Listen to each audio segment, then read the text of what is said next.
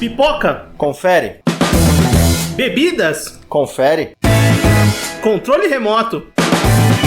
Na mão e pronto pro play. Então agora estamos entrando no Sofaverso.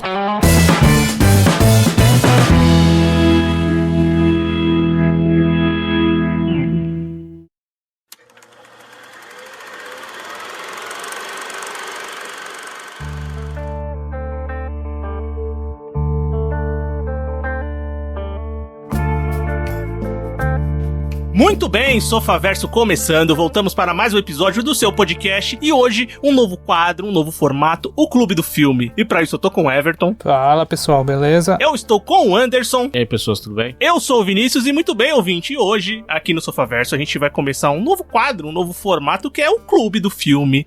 Para explicar rapidinho para vocês como vai funcionar, um dos integrantes da bancada ou futuramente um dos convidados, né, que é um formato que a gente vai trazer muitos convidados aqui para gravar com a gente, vai escolher um filme que as outras pessoas que vão participar do podcast não têm assistido, né? Prioritariamente, né? A ideia surgiu da gente debatendo alguns filmes onde, geralmente, assim, um ou mais integrantes não viu aquele filme. Então a gente pensou, por que não transformar isso num episódio? Onde alguém que goste de um filme obrigue os outros dois a assistir o filme que ele gosta. E obrigue a gostar do filme que ele gosta. Pode ser que funcione. Exatamente. Às vezes é aqueles vários filmes que estão nas nossas gigantes listas de um dia eu vou assistir, né? E alguém já assistiu. E a pessoa escolhe esse filme. Quem vai participar do podcast, nós integrantes aqui e futuramente convidados que vão escolher os filmes, a gente vai assistir e vai comentar o que a gente achou do filme. E é legal que vai ter essa interação, essa discussão mesmo das opiniões diversas, né, que a gente pode encontrar aqui do filme que foi escolhido. E lembrando os bons tempos de colégio, eu vou na frente porque eu gosto de me livrar primeiro, depois eu fico só assistindo a apresentação dos outros sem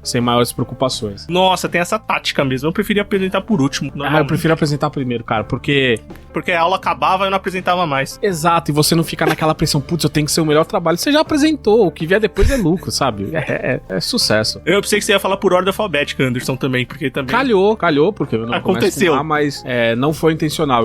Eu costumo ir na frente porque já fico livre da obrigação, sabe? Bem, então pra começar esse primeiro clube do filme que a gente vai fazer, o Anderson escolheu o filme e ele vai introduzir ele pra gente agora. Os ouvintes devem ter reparado que, assim como o Ivaldo é um cara que gosta muito dos filmes de terror, eu sou um cara que gosta muito de filmes de comédia em geral, de filmes, séries, de produções que sejam humoradas. E aí eu sugeri pros meus colegas e amigos que a gente fosse assistir filme de comédia. E o escolhido foi O Grande Lebowski, filme dos irmãos Coen, lançado em 1998, que a princípio, na época que saiu, o filme recebeu críticas de mornas pra ruins, não teve nenhuma grande premiação, não teve reconhecimento de Oscar. A única coisa que falaram bem foi da trilha sonora e da produção do filme, que isso os irmãos Coen costumam não errar, né, periodicamente, até sair Hail César, mas isso é outra história. E com o tempo, esse filme ele se tornou o clássico cult. Ele é uma comédia policial, mas muito mais uma comédia criminal, mas muito mais uma comédia. É uma comédia cult sobre o Jeffrey Lebowski, ou o cara, em inglês, The Dude, interpretado pelo Jeff Bridges. E o Dude é um cara... O cara, ele é uma pessoa que... Ele é um desempregado convicto, por convicção, ele não gosta de trabalhar. E a vida dele é passar o dia jogando boliche com seus amigos e bebendo a sua bebida favorita, que é um drink chamado White Russian, que é uma mistura de licor, leite e vodka. E acontece que, em um belo dia, confundem ele com um ricaço que tem o mesmo nome. E a partir daí a gente vê que ele também não é muito inteligente, porque ele tem umas ideias pra tentar se livrar do problema que só acaba dando em muitas confusões. Parece uma sinopse de Sessão da Tarde, mas eu garanto que a execução é muito diferente. É um filme que realmente ele vence o teste do tempo, ele traz personagens assim incríveis, uma trilha sonora fantástica, e eu acho que é o grande papel da vida do Jeff Bridges até hoje, mais de 20 anos depois do filme.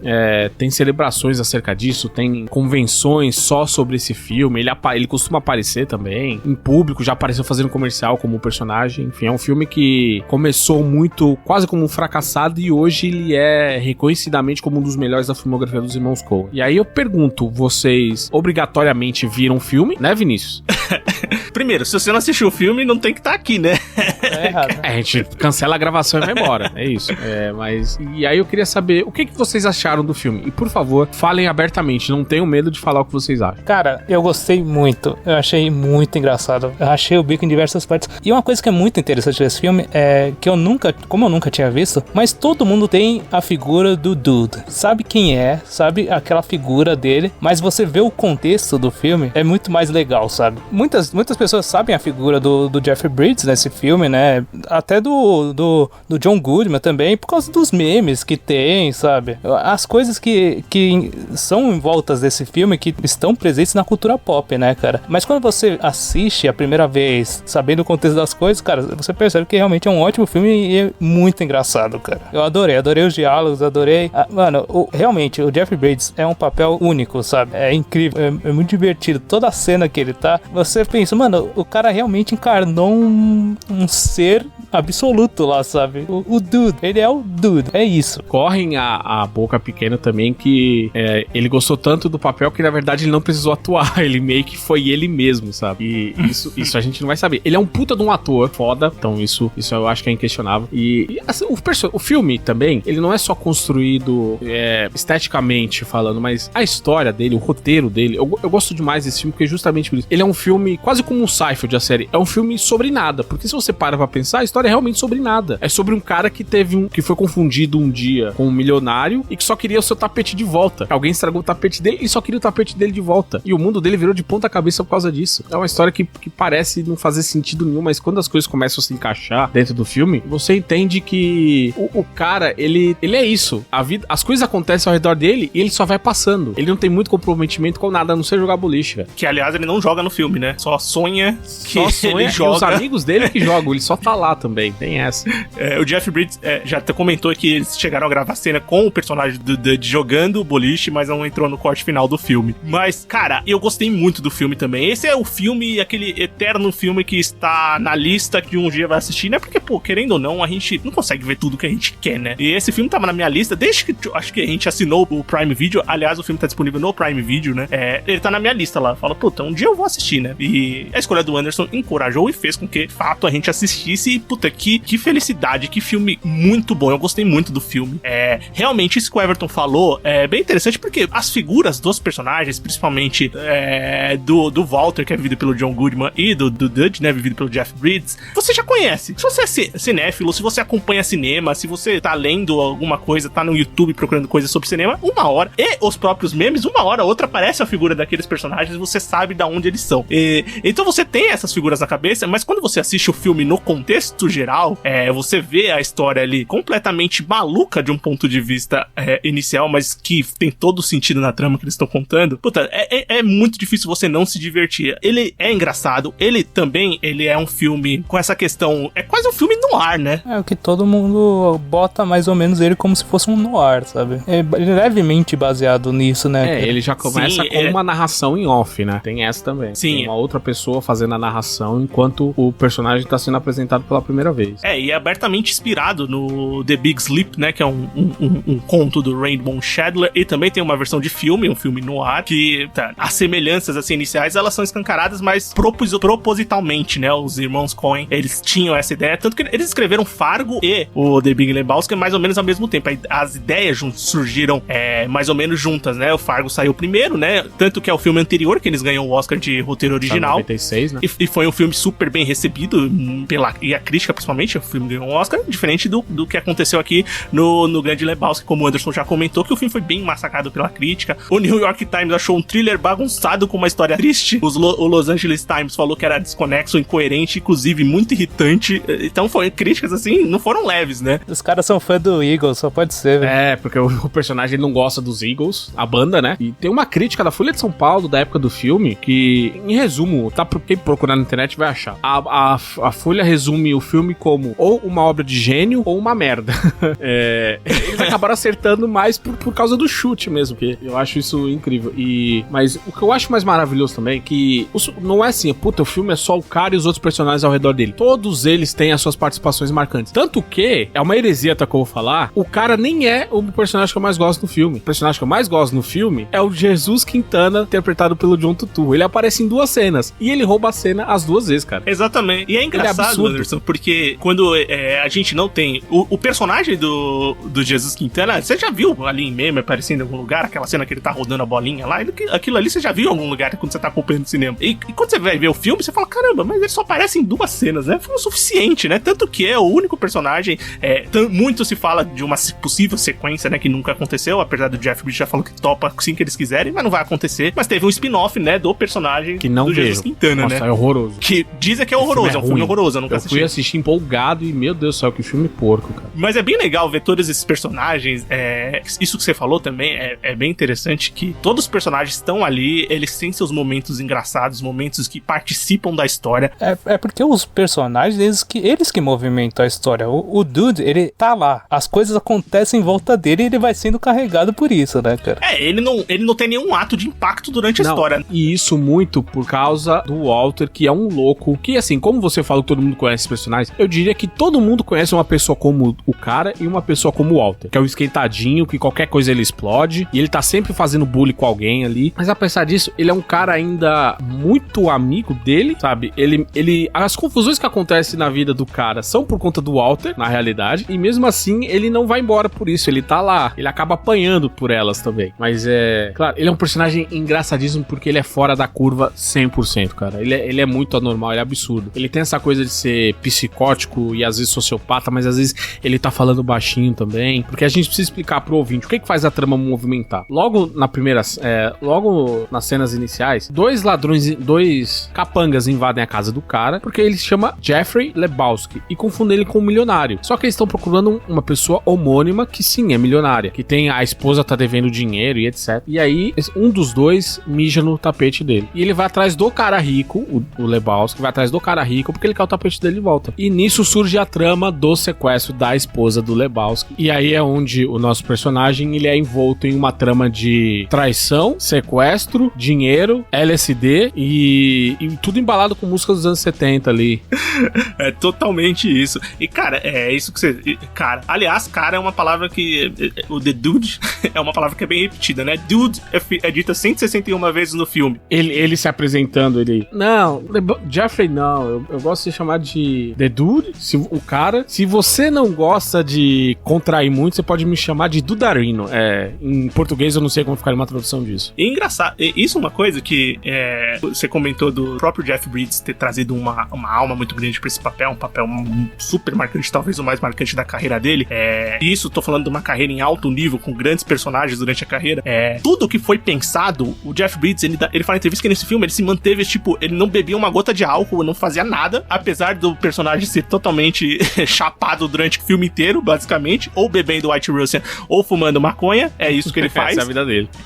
O Jeff Bridges, o ator, ele se manteve totalmente sóbrio, porque ele falou que o roteiro era muito pensado, apesar de parecer ser um roteiro que os atores tinham muito espaço pra improvisar, é um roteiro que é escrito com essa impressão, porque os irmãos Coen têm essa habilidade de escrever roteiros muito bons, e ele falou que é uma coisa de momento, assim, os irmãos Coen escrevem de uma maneira que parece que é improvisação, mas na verdade estava tudo muito bem escrito, e todos os Dudge, todos os caras que ele fala ali no filme, além de cara, né, o filme também repete fuck 292 vezes e man 147 vezes, então é muita repetição, mas tudo é muito bem pensado, muito bem encaixado, e você sente o filme fluir de uma maneira interessante, mesmo com a repetição excessiva de palavras, é totalmente coerente pros personagens que ele construiu ali. A marca do personagem, né, cara? Isso de falar man toda hora, de se corrigir todos os personagens, porque ele realmente, ele afirma pra ele que ele não é o Jeffrey Lebowski, ele é o Dude. Apenas isso, sabe? Por isso que ele tem muito essa figura de ser meio que uma entidade, tá ligado?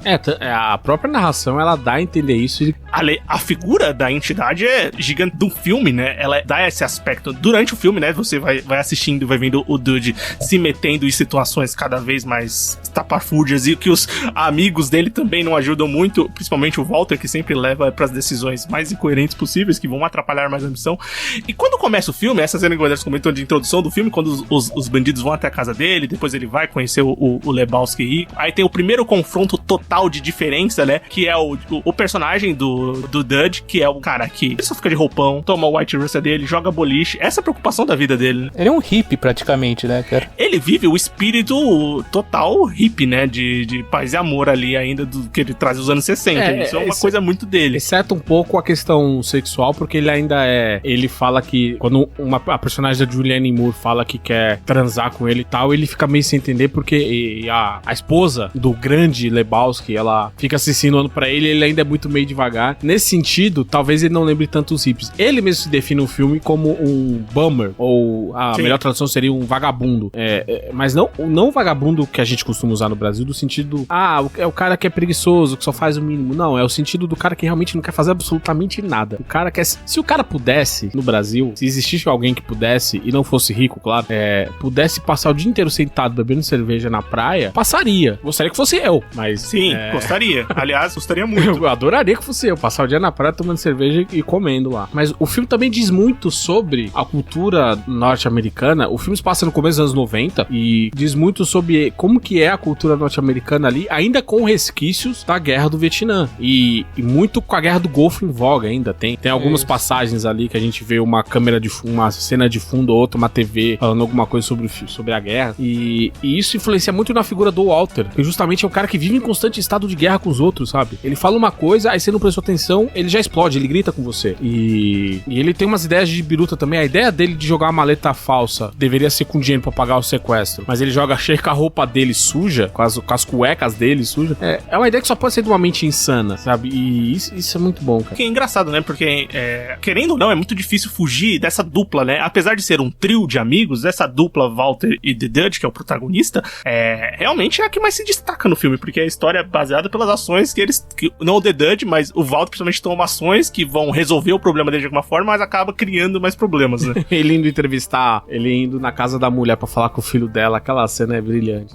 Isso que o Anderson falou, que aparentemente todo mundo conhece um personagem da história, ou um Walter, ou um The Dudge, uma pessoa que tem as semelhanças também dos próprios irmãos que se basearam em pessoas que eles conhecem pra criar os personagens, né? O The Dudge é baseado num cara chamado Jeff Downing, que trabalhou com distribuição de vários filmes independentes, né? Trabalhou com eles nos próprios irmãos, e ele era um cara exatamente assim, igual o The Dudge. Era um cara que era integrante de um grupo pacifista anti-guerra, ele era fã de White Russell, e também fumava bastante maconha, então é uma inspiração direta. E o Walter é muito inspirado no John Milius. John Milius é um escritor de cinema, roteirista e produtor, e o cara escreveu Apocalipse Now, por exemplo. Então ele é um cara que ele dirigiu e escreveu o Conan, o Bárbaro de 82, e ele é um cara que era entusiasta armamentício das armas e tal, e ele era o visual dele, se você jogar na internet o nome dele, John Milius, você vai ver que ele é a cara do Walter.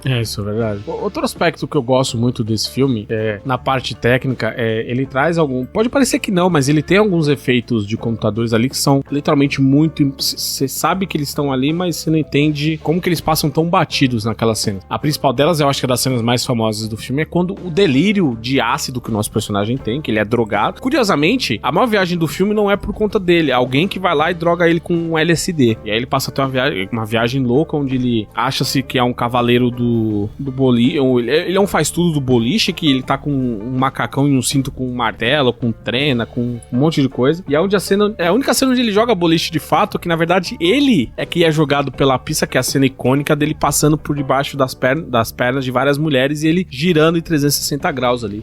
Em entrevista, os irmãos Coen, o próprio Jeff Bridges falou que essa cena ela foi particularmente difícil por dois aspectos. Primeiro, pela parte técnica, você tentar reproduzir aquilo sem que as maquinagens aparecessem, sem que o computador entregasse demais o que estava acontecendo. E pro Jeff Bridges, porque ele fala que ele não costuma levar a esposa e filhos pra assistir ele trabalhando. E ele levou justo nesse dia. E aí, quando chegou lá, a filha dele foi assistir ele passando embaixo de perna de um monte de mulher aberta e a mãe não sabia como explicar aquilo. Então, sim, é verdade. Tipo de coisa de bastidor que engrandece ainda mais o filme. Isso é verdade o que você falou, né? E uma coisa que colabora também de aspecto técnico é que, por que pareça, o Roger Vinks, ele é um dos principais diretores de fotografia, né? Que a gente tem no momento, todo Oscar, o cara ele é um tá gênio. Participando. Ele é um gênio. Ele é indicado, né? Ele é um dos maiores, com certeza, da indústria, por muitos anos, e ele é o diretor de fotografia desse filme, né? Então, não é um filme de guerra, não é um filme de ficção científica, não é um filme de grandes acontecimentos, assim, de ação, mas é um filme que ele tá presente, e a fotografia dele é muito inspirada, principalmente nessa parte dos sonhos, que elas são bem legais, elas são bem icônicas, e elas também ajudam a colaborar com essa maluquice que é a sequência da história do filme.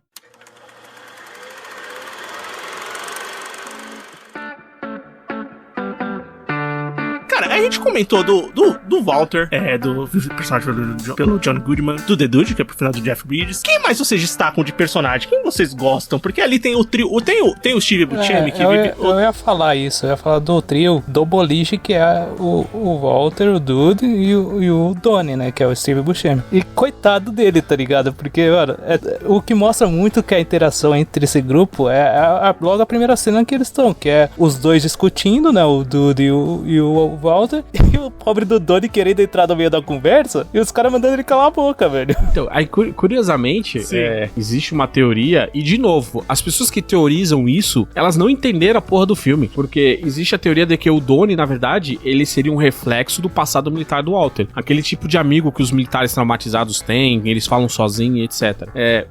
Essa teoria, ela faz sentido até o final do filme, porque no final do filme ocorre uma treta lá entre os falsos sequestradores, que eles também são bem espertos, que eles querem roubar o dinheiro do sequestro e eles cortam o dedo da mulher errada e mandam o dinheiro pros caras, e eles não sabem como assaltar os caras pra pegar o dinheiro, e no final eles estão lutando por $4, eu acho isso genial, cara. Mas quando o personagem do Donnie, ele começa a passar mal, quem socorre ele é o Dude, cara, ele que vai lá, ele é o primeiro que chega, ele encosta no cara, ele fala com o cara, ele fica lá com o cara. Quer dizer, as pessoas gostam de teorizar, mas ignorar a parte que quebra a teoria delas. Mas falando dele, eu gosto como ele é esse contraponto, que ele é o cara que tá sempre tentando dar a informação correta, e o Walter, como é megalômano, ele sempre... Só tem duas respostas pra isso. Shut the fuck up! É isso, cara. O relacionamento entre o Walter e o Donnie é basicamente isso. Mas no final, o Walter ainda se importa com ele. O trio funciona... É bem um tripé, né? Tomara que não saia nunca uma sequência desse filme. Deixa esse filme assim. Porque a gente não precisa saber o que aconteceu depois que o Donnie morreu, cara. A história dele tava terminada ali. Sim. E a questão do personagem do Steve Buscemi, o Donnie, falar tão pouco também, vai muito do contraste. E ele comentou isso, mesmo que os irmãos Coen falou, você vai fazer o nosso filme, mas você vai falar metade do que você falou lá. Porque no filme anterior, no Fargo, ele é um personagem totalmente diferente, fala pra caramba e tal. E aqui, ele é um personagem mais contido, que não pode nem falar, que manda ele calar a boca. E tem muito disso, dessa brincadeira, desse contraste do personagem que ele viveu no filme anterior, do Fargo, e o que ele vai viver aqui no Big Lebowski. E, cara, e é bem legal, é um contraponto, e as cenas dele, você fica com uma imediata empatia, quase pena, né, da situação que ele tá passando ali, porque você fala, pô, o que ele fez de errado pra ser tratado assim, porque meu? Ele quer só saber das coisas, tá ligado? Ele quer perguntar e ninguém explica, só manda ele calar a boca, tá ligado? Cara, e a gente tem os personagens ali, a gente comentou, né, inicialmente pro plot acontecer, tem o encontro dos Lebowski, né, tem o Lebowski, o The Dutch, que é o nosso protagonista, e tem o Lebowski, o grande Lebowski, o Lebowski milionário, é o capitalismo em pessoa, a figura do americano empresário capitalista ali. Ele é essa figura peronomútil, porque depois a gente descobre que na verdade ele tava envolvido por trás do falso sequestro, por dois motivos. Primeiro, pra se livrar da esposa, de quem ele não gostava, e segundo, pra roubar o dinheiro da fundação, já que quem cuidava do dinheiro, que em teoria seria dele, é a filha dele, interpretada pela Julianne Moore. E ela, a Maud Lebowski, ela aparece no filme justamente pra evitar que o pai coloque as mãos nessa grana, porque ela sabe que o pai dela é bem a essência do capitalismo, ele gosta do dinheiro dos outros, ele gosta de gastar o dinheiro que não é dele. Exatamente, e ele vai ser o personagem que vai ser esse grande contraste inicial no primeiro encontro que ele tem com o Dudge, né, que apesar do nome iguais, eles são figuras totalmente opostas. O grande Lebowski, né, o empresário Jeffrey Lebowski, é ouvido pelo David Huddleston, e junto com ele, eu acho que um personagem que também é legal, de um puta ator que infelizmente já nos deixou, é o Brandt, né, o mordomo, governanta, assessor, é o feminino de governante, o assessor, que é vivido pelo Philip Seymour Hoffman, que também ele tá desse lado rico da parada, vamos dizer assim. Ah, mas ele é um coitado, né, cara? Ele simpatiza com a figura do cara, mas ele sabe que o chefe dele é um merda. Ele realmente tá lá trabalhando, tá ligado? Pra mim, ele nem tem tanto, impacto assim, na história, impacto o personagem dele, não, sim. Ele só aparece ali realmente como o empregado, né? De fato, né? O cara que tá ali pra receber ordem e o que ele faz com maestria. E é só engraçado o quanto ele fica constrangido com as coisas que vão acontecer. Tipo, no começo do filme, o The Dudge, ele leva o tapete na cara larga, né? Fala, não, então eu vou levar esse tapete. O cara leva o tapete e fala, mano, eu vou fazer o quê? Eu não vou fazer nada, né? Tipo, as coisas vão acontecendo e ele vai, puta, não vou fazer nada, né? Não é minha função não é essa. Não, tipo, ele realmente, ele não é... Ele não é o guarda do lugar, não é o segurança, tá ligado? Aí ele fala, se o cara vai entrar aí, foda-se, entra, tá ligado? Seu chefe falou pra eu pegar o tapete. Pega aí, velho. Tá de boa, pega aí. Dá nada não. E ninguém nem reclama depois. Só a Julianne Moore que ela reclama depois, ela, olha, você pegou meu tapete, eu quero meu tapete de volta. O tapete morte da minha mãe, que não sei o que, aquela coisa toda. Mas, no geral, esse filme, ele tem esses aspectos onde até a menor das aparições, ela contribui um pouquinho pra história, faz o filme ficar ali, fazendo um paralelo aqui, ficar redondinho, sabe? Mas ao contrário de uma bola de boliche sem furos. Então, por isso que eu gosto muito desse filme. Como vocês falaram, é um filme engraçado, é um filme, cara, divertidíssimo até a última. O personagem do Jeff Bridges, ele é isso, ele é uma entidade que tá aí pela vida, faz as coisas sem maiores consequências, não quer ser responsabilizado por nada, e também tem algumas ideias. Tem uma cena que ela é ridícula de pequena, mas pra mim é uma das coisas mais engraçadas do filme, que é quando ele tenta criar um mecanismo pra que não invadam mais a casa dele, e ele bota um batente atrás da porta, e ele bota a cadeira, só que a porta abre pra fora, sabe? Muito bom isso. Aí passa toda a parte do filme, quando ele volta pra casa dele, ele tropeça justamente nesse batente que ele colocou no lugar errado, cara. É demais esse filme, velho. Então, eu queria que vocês vissem esse filme justamente porque eu não acho que ele é um filme injustiçado, ele já tá aí reconhecido, mas principalmente pra gente entender quem é o cara, por que ele existe, por que ele é tão cultuado e por que a gente vê tanto meme dele por aí. Sim, e é um filme assim, que se você pegar, não que seja um filme totalmente diferente do que os irmãos Coen fizeram posteriormente, né? Os irmãos Coen também já tentaram ir comédia de novo. Fargo tem esse lado de ser uma comédia de humor negro, exatamente, né? Tem essa questão, né? Mas entender por que esse filme se destaca tanto e porque as pessoas lembram tanto da filmografia deles, né? Se eu posso falar que é uma coisa que eu não gostei muito do filme, não sei nem se eu não gostei, mas durante o filme, eu acho que é um aspecto, assim, que talvez seja muito que... A hora pra falar é agora. Se você não falar agora, depois você não vai poder mais. Ah, é? Por quê? Vou te repreender em público se você falar mal. Não. Que talvez seja até o que o pessoal... Até a crítica, sei lá, não sei se enxergou isso, mas quando você tá assistindo o filme, tem essa trama no ar, essa trama de investigação, de você querer saber o que tá acontecendo, né? Do sumiço da Bunny, que é a personagem da Tara Reid, que aliás acho que era pra ser a Charlize Theron, mas ela não pôde fazer, não sei porquê. E também, eu não comentei, mas o Jeff Bridges não foi a primeira escolha, né, pra ser o The Dud. Os irmãos Coen tinham pensado, o personagem do Steve Buscemi e do John Goodman, eles estavam escolhidos lá. Vocês vão estar no meu filme. Eles são os dois são com o João Turturro, eles são parceiros de longa data dos irmãos Coen. Eles estavam no filme, mas os caras cogitaram fortemente o Mel Gibson pra ser o The Dud. Vocês conseguem imaginar isso? Não tem como, cara. O Mel Gibson seria um bom Walter, mas um cara, eu acho que não. A Charlize Theron não pôde fazer porque ela tava fazendo o Advogado do Diabo. Ela tava com outra agenda, eu não sabia exatamente qual filme que era. Eu imagino que, à época, ela deve ter pensado, escolhi bem. E hoje não foi uma escolha. Advogado do Diabo é um bom filme também. Mas, invariavelmente, o Grande Lebowski entrou pra cultura pop e nunca mais saiu. Ele é um filme fortíssimo, cultuado e que as pessoas lembram e relembram até hoje. E, bem, eu tava comentando que quando você tá assistindo o filme, ele vai com essa... Ele é engraçado desde o começo, desde que você vê o personagem principal, você fala, puta, isso é engraçado. A primeira cena. Mas depois eu fiquei, tipo, assim, na metade do filme, que tem os acontecimentos e o Walter começa a se envolver mais na trama de saber o que tá acontecendo, eu fiquei, puta, mas essa trama de investigação aí, não vai pra frente, vai ficar nisso, tipo, vai dar errado, aí não vai acontecer nada, aí eles vão... Aí eu fiquei com esse pensamento, falou, puta, mas não vai pra frente isso aí e tal. E me incomodou um pouco em um período do filme. Mas depois ele vai consertar. E depois que você entra na onda e vê que isso não tem importância nenhuma pra história que eles estão contando. A grande piada é essa, é você esperar demais que aquela investigação dê alguma coisa e não tem pra onde ela ir. Você acaba, tipo, desencanando disso. Porque eu acho que muita gente, principalmente da época que pegou esse filme pra Cristo, ou então viu essa crítica negativa, é muito por esse ponto, né? De talvez esperar alguma coisa daquela mistureba que tenha uma... Não que o filme não tenha lógica, o filme tem uma lógica bem construída, e principalmente depois que você vai pesquisar e ler mais sobre o filme. Mas se você ficar esperando que eles resolvam aquela trama criminal, ou seja, alguma coisa muito mirabolante, não vai acontecer, porque não é a ideia do filme. Seria só mais um filme. Sim, não é a ideia do filme. Eu assim, assistindo o filme, eu não me importei em nada com a trama do crime, das coisas que estavam acontecendo, tá ligado? Da investigação. Porque eu tava muito focado nos personagens. E quando você tá assistindo o filme, você vai percebendo que o filme realmente é sobre as coisas acontecerem em volta do Dude. Então, tipo, ele não vai atrás de nada, as coisas vão acontecendo. Então eu só ficava esperando pra saber, o que vai acontecer agora, sabe? O que vai encaminhar ele. E no final, eles ainda conseguem fazer o fechamento da história, né, cara? Eles não deixam isso aberto, isso que eu acho muito legal. Apesar de que não, pra mim, pessoalmente, não importar em nada, sabe? Exatamente. A trama, ela é menos importante. importante do que os acontecimentos. Na verdade, aqui a questão é o que vai acontecendo no caminho dessa investigação, ou qual é a ação que os personagens vão tomando pra criar momentos que são cômicos e bizarros, né? Eu vejo o filme exatamente como isso. Ele é muito mais... Ele entrega... O cinema trabalha muito com expectativa também. Nem sempre ela precisa ser correspondida, ela precisa ser entregue. E o filme, pra mim, funciona exatamente nisso, porque o foco não é assim, dar um desfecho pra história e tá todo mundo feliz. O filme joga uma situação e eu, particularmente, eu quero saber como que os personagens vão interagir com ela. E isso, pra mim, funciona ao longo do filme inteiro. Eu não vi, nunca vi como um problema. Justamente essa parte da investigação, porque, de novo, pra mim, ela é uma grande piada, sabe? Existe essa investigação. Tanto que no começo do filme, o Dude fala, pô, cara, isso tem cara de falso sequestro, que não sei o que, mas depois que as coisas vão acontecendo, você vai entendendo que, às vezes, pode não ser um falso sequestro, pode ser uma coisa real e... É o Walter, né? No fim do filme acaba que é um golpe. O Dude, pra ele, era, tipo, bem séria a parada. Aí o Walter fala, não, mas você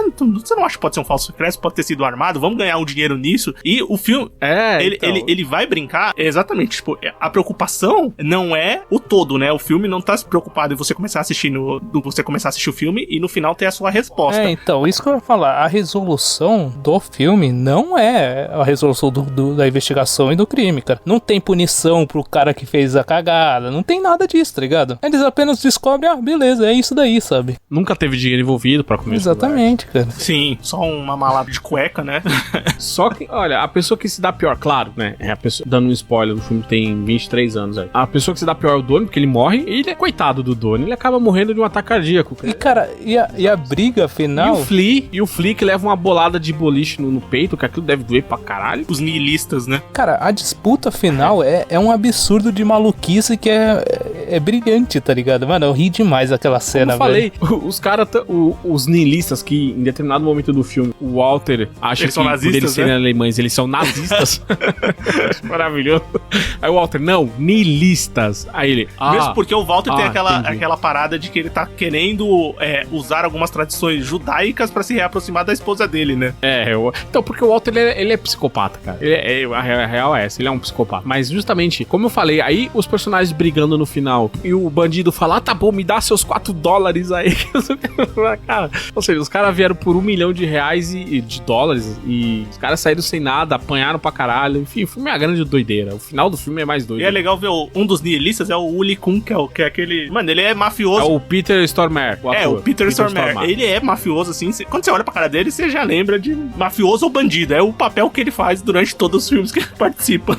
E o Flea, né, querido? E o cara é só um cantor frustrado que fez um disco de sucesso dos anos 70. É maravilhoso demais. Que tem ali, né? Que tem uma hora que eles acabam encontrando. Então, isso que a gente não falou. Ele é um cantor frustrado que tinha uma banda lá. A banda que aparece até o disco da banda dele é uma paródia do Kraftwerk. E a estética é a mesma, o estilo, chamado Autobahn. Autobahn é um disco do Kraftwerk, pra que fique claro. E aí o cara vira um ator pornô de terceira, quinta categoria, cara. É bizarro demais. Ele achou que o falso sequestro da Bunny podia dar o dinheiro pra ele. Enfim, só vendo o filme pra entender a doideira. E cara, vocês conseguem... Eu não estou falando cara por causa do filme, tá? Isso acho que é...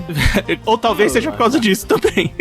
Pode ser também. Mas a gente comentou algumas cenas, mas vocês têm cenas preferidas? Porque se você pensa assim, num filme que a gente comentou que a resolução daquela trama criminal de sequestro não é tão importante, o filme é recheado de momentos, né? De interação do personagem principal com personagens novos que vão aparecendo. Vocês têm momentos preferidos durante todo o filme? Eu tenho duas que eu pensei assim. Uma, quando o Dude tá no táxi, ele fala que não gosta do Eagles e o cara expulsa ele do táxi. Aquilo é muito bom, velho. Eu ri demais daquilo, velho. Porque ele fala, não, mas eu não gosto do Eagles, não tem como assistir. O cara, mano, e daí, cara? Eu vou tirar você do meu táxi, velho. O táxi... Você vê, né? Hoje o cara entra no Uber. Você quer ouvir alguma coisa? Ou você quer uma balinha? Água? Pode colocar o que você quiser. É muito bom aquilo. E a outra, mano, é o Dude e o Walter, eles jogando as cinzas do Donnie, cara. Aquilo é um absurdo de engraçado, cara. Toda a elogia final do Walter, cara. Ele falando assim, não, eu acho que você gostava do mar, né? Não sei. E ele joga as cinzas e voa tudo na cara do Dude. É muito bom aquilo. Aquela cena eu ri demais, sabe? E mostra que realmente eles meio que não se importavam com o cara mesmo. Eles eram amigos do cara, mas não se importavam tanto, sabe? Como eu falei do Jesus Quintana aqui, a cena de apresentação dele, que até a música que toca, inclusive, é Hotel California, cantado em espanhol. final, versão mariachi. Isso é brilhante demais, É cara. o mariachi, né? E ele aparece e aí ele começa a lamber a bola de boi. Cara, aquilo me quebra toda vez. E aí ele joga e faz um strike, ele faz uma dancinha tipo Muhammad Ali ali. Porque o grande barato desse personagem é que os irmãos Coen escreveram o personagem, só que 99% do que ele faz no filme é obra do John Turturro. O John Turturro, eu posso fazer isso? Os caras, pode. Eu posso fazer tal coisa? Pode. Ah, eu posso me vestir assim? Pode. Eu posso ter cabelo comprido? Pode. Posso fazer a dancinha? Pode, não sei o quê. E aí, quando ele fez isso e depois no corte final, eles foram ver o resultado, os irmãos Coen adoraram, acharam aquilo genial. E o John Turturro ficou envergonhado porque falou, caramba, como é que eu fiz esse monte de coisa e vocês aprovaram, tá ligado? Enfim, entrou pra história e essa é uma das minhas cenas favoritas do filme. A outra é quando o Dude, ele meio que entende onde que em teoria está o dinheiro, que ele tá dirigindo, ele acha que tá sendo perseguido por alguém, ele entra numa paranoia de escapar ali, e aí ele bate o carro numa lixeira, que é quando ele descobre o documento de quem roubou o papel, uma prova de escola de quem roubou o carro dele, e é da onde veio o gif do Dude confuso, que ele começa a olhar, aí olha pra um lado, olha pro outro, e não tá entendendo. Essa cena, cara, eu acho brilhante que ele tenta escapar ali e mete o carro na lata do lixo, aquilo é maravilhoso. Cara, uma das minhas cenas favoritas do filme é uma que o Everton comentou, que é a cena das cinzas do Donnie. Eu acho essa cena realmente muito... Ela constrói muito bem, porque os personagens ali, você tá vendo que todas as ações que eles tomam, que o Walter principalmente toma, são ações que dão um problema pra eles, não resolvem o problema principal e criam um problema novo, e que eles não mudaram absolutamente nada com nenhum tipo de ação que foi tomada durante o filme. Apesar de ter muito... Não aprenderam porra nenhuma com Exatamente. nada. Apesar de muita gente achar que tem um pouquinho de mudança no Duddy no final do filme. Principalmente pela questão de que ele vai ser pai, tem esse ponto, né? E porque só no final do filme ele aparece uniformizado, com um uniforme de jogar boliche, né? Então, muita gente pensa que é um simbolismo de que ele pelo menos vai tomar um pouquinho de rumo na vida com o fato de ser pai, talvez, né? Essa cena que o Arthur comentou, que ele já comentou, e eu acho que uma cena também muito emblemática é a cena das regras, né? Em que o Walter tira a arma. Nossa, assim, essa cena, velho. Tem regras aqui, né? De acordo com as regras. E ele vai no nível assim, ele tá revoltado, ele tá gritando, ele começa a gritar mais alto, aí ele tira a arma, ele engata a arma. É uma evolução de tensão crescente que você tá tenso e rindo ao mesmo tempo, porque a cena é totalmente surreal. Você imaginar o porquê ele tá fazendo aquilo e que nível de estresse a pessoa tem que estar pra fazer aquilo. Você vai entrar no mundo de dor. Aí o cara marca 8, mundo de dor, mas mundo de dor. E o Dude toda hora fala, não, mano, calma, o que você tá fazendo, cara? Tipo, calma, eles vão chamar a polícia. E a resolução dessa cena eu acho muito boa, que eles entram no carro, começam a conversar, ele, mano, o que você tá fazendo? E chega a polícia, tá ligado? E eles saem de boa, porque eles já estão indo embora, sabe? A polícia chega lá depois, é muito bom, só no fundo, sabe? Você vê o carro da polícia chegando, cara, eu acho muito da hora isso. E, cara, essa cena é muito boa, e uma cena de comédia mesmo, que eu acho que eu dei risada muito alto, foi quando eles têm o confronto quando eles voltam, né, com o decorrer do filme, eles voltam lá quando eles meio que acham que é uma armação, né, o sequestro,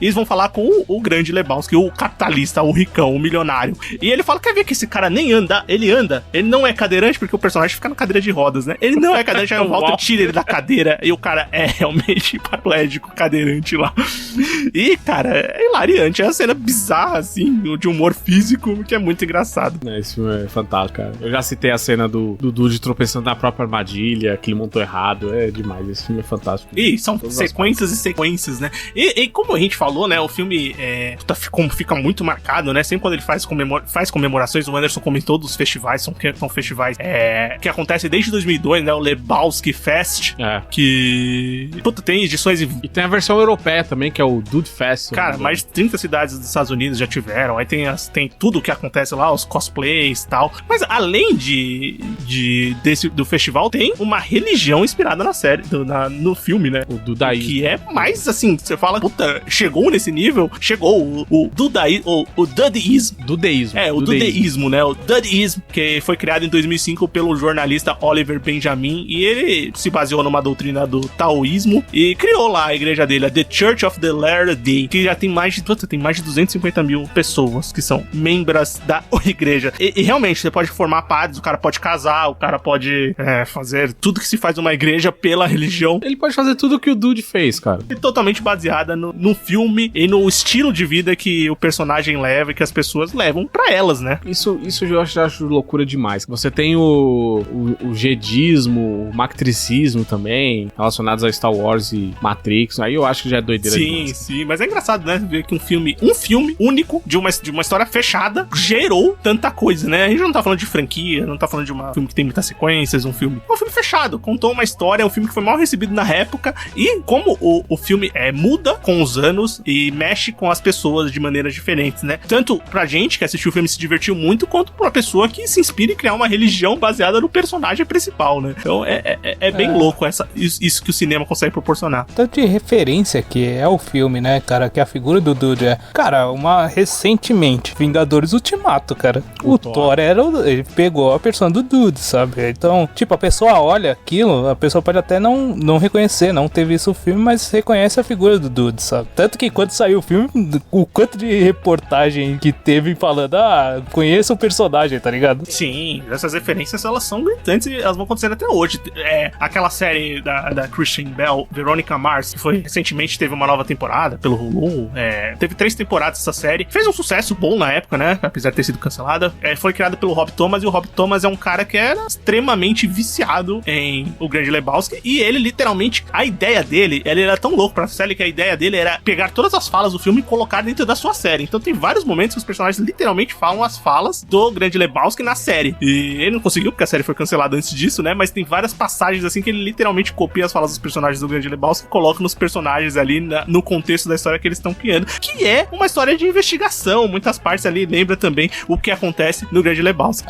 Uma coisa só que eu lembrei agora relacionada à investigação, pra você ver quanto a investigação era levada pra piada, é uma cena em o Lebowski, ele encontrou o cara que teoricamente que a Bunny tá devendo dinheiro, né? E o cara vai lá e o cara tá no telefone e ele anota um negócio no papel. Aí a investigação, tipo, todo filme no ar, o cara vai lá e deixa aquela marca no papel, né? O cara pega o lápis e risca pra ver o que tá embaixo, né? E o cara desenha um cara com uma piroca só, sabe? Então, tipo, pra você ver quanto isso daí não vale nada, sabe? Cara, isso me lembrou da cena seguinte dele na delegacia, do policial dando um puta... Eu não gosto do cara, eu não gosto de como você se veste, eu não gosto de como você se comporta, eu não gosto da sua cara, não quero ver você aqui, você entendeu? Ai, desculpa, eu não tava te ouvindo, cara. O cara joga a caneca na testa do cara, velho. É demais. É só take it easy, man. É sempre assim, vai devagar, cara. É muito foda. Puta, cara, veja esse filme, tem no Prime Video, tá fácil pra assistir. E, cara, foi um filme, só pra também trazer esse dado, o filme tem um orçamento baixo, né? Até porque é um filme que não tem efeito especial, é muito uma história bem contida ali, é um filme que teve um orçamento de 15 milhões de dólares pra ser feito. Os irmãos Coen estavam numa crescente, né, da carreira, eles já tinham orçamentos maiores, apesar de o Fargo ter ganhado um Oscar de roteiro original, os filmes anteriores, eles tiveram o Raised Arizona, que foi uma boa estreia, não, um ótimo fez filme, sucesso. Aliás. Mas depois eles deram uma caída, eles tiveram filmes que não tiveram um sucesso muito grande até chegar no Fargo, e depois tiveram mais essa caída do Grande Lebowski. Então, o filme teve um orçamento de 15 milhões de dólares e, contudo, até hoje, o filme já foi relançado 2 vezes, o filme faturou cerca de 46 milhões de dólares, mas na época ele não faturou muito bem. Mesmo porque naquele ano teve um filme chamado Titanic, né, em 1998, que ficou sei lá quantas milhões de semanas em primeiro lugar nas bilheterias dos Estados Unidos. Foi um negócio meio absurdo também a disputa cinematográfica da época. Mas bem, acho que é isso, né? Sim, cara. Cara, Anderson, ótima escolha, muito bem. Espero que continuemos escolhendo bons filmes e, na verdade, já temos o próximo filme do... Sim. Então, a ideia do Clube do Filme também é isso. O ouvinte que escutou esse episódio, ele poder assistir o filme e quando a gente for lançar, ele já ter assistido e já tá com ele na mente fresco, né? Exceto esse, né, que a gente não falou. Sim, esse daqui a gente fez mais pelas redes sociais, a gente tentou fazer alguma coisa e mostrar antes qual era o filme, né? Mas esse aqui, por exemplo, o próximo que a gente vai fazer, a gente já fala aqui no podcast e a pessoa já fica mais ciente, já pode assistir no tempo dela, né, cara? E, cara, eu fui escolhido pra escolher o próximo filme, né? E eu escolhi O Farol, de 2019, cara. Filme do Robert Eggers. Filme de terror. Aquele do Batman e do Duende Verde, não é isso? Exatamente. Um filme de terror pra mudar um pouco o tom, velho. Nossa, vai mudar assim, um pouco não, 100%. A gente tá saindo de um filme super colorido pra um filme preto e branco. Cara, é uma mudança brusca, mas é mais um filme que também tá na minha lista desde 2019 que ele saiu. Também na minha, eu não vi esse filme ainda. Agora vai. Então, ouvinte, eu espero que você... Agora eu estou sob obrigações contratuais, cara. Tem que ver. Exatamente, é compromisso profissional, cara, de assistir o filme pra poder comentar aqui no Clube do Filme. Eu espero que você tenha gostado, ouvinte, do formato do episódio. Com certeza, obviamente a gente não vai ficar rodando entre a gente, então convidados aparecerão que trarão filmes diferentes, espero que bons filmes, pra gente discutir, a gente trazer ideias, trazer curiosidades. Eu acho que é um formato legal que a gente vai poder discutir vários filmes que a gente tem vontade e acaba não encaixando de alguma maneira na programação do podcast. Mas bem, é mais um formato pra gente trazer mais conteúdo pra vocês. Espero que vocês tenham gostado e comenta pra gente também, se conversa com a gente, se você gosta do Grande Lebowski, se você já assistiu, qual que são a sua experiência e o seu gosto por esse filme. Então, ouvinte, a nossa indicação pra você é O Farol, de 2019. Assista o filme, vai ser muito legal se você tiver assistido o filme, pra você escutar o episódio, saber do que a gente tá falando, tomar os spoilers sem problema nenhum, porque você será muito bem-vindo pra discutir com a gente, mesmo que só escutando, e posteriormente nas nossas redes sociais. Se quiser conversar e discutir com a gente o Grande Lebowski, que a gente acabou de gravar junto, e também, posteriormente, quando sair o episódio do Farol, se